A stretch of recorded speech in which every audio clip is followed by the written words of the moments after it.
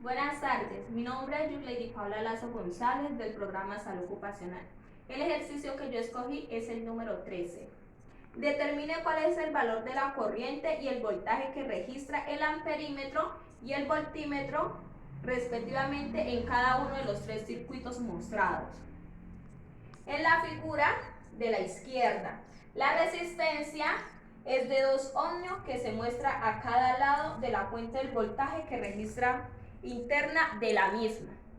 Entonces, con la fórmula que vamos a empezar sería: la corriente es igual al voltaje sobre la resistencia. Para calcular esta primera de aquí, vamos a hacer lo siguiente.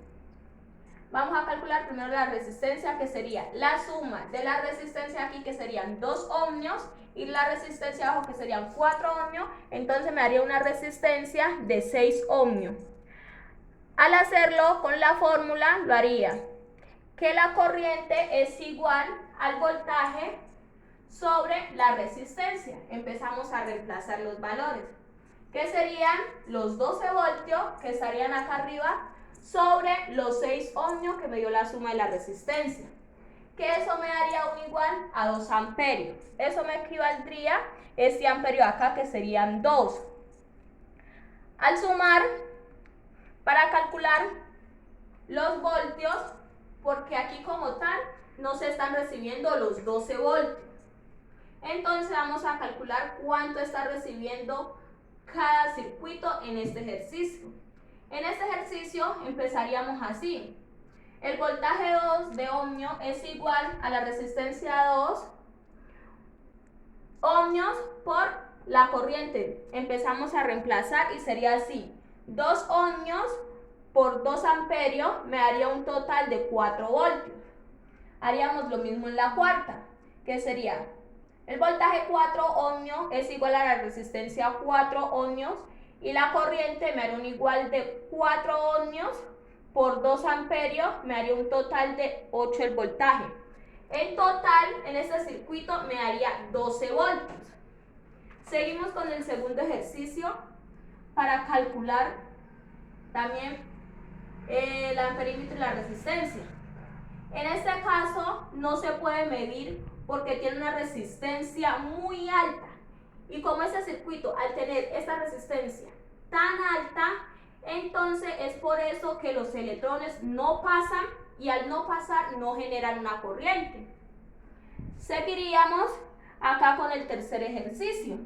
En este tercer ejercicio pasa lo contrario, que al ser el amperímetro demasiado bajo, es por eso que los electrones van a pasar por el amperímetro y no van a pasar por la resistencia.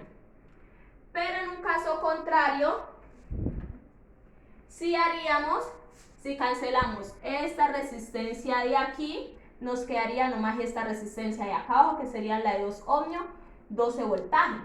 Si la hacemos así, entonces la haríamos con la fórmula de acá abajo para calcular el amperímetro, que entonces la haríamos de la siguiente manera: sería: el voltaje es igual a la resistencia por la corriente. Entonces lo que hacemos es: la corriente es igual al voltaje sobre la resistencia.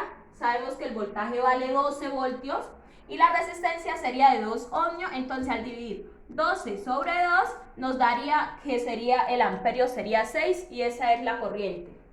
En conclusión, podemos decir que en el circuito 2 no se pudo calcular en el amperio, la resistencia nos da 0, ya que al ser el voltio demasiado alto no se pudo medir, no se puede medir porque la resistencia es muy alta y los electrones no van a pasar.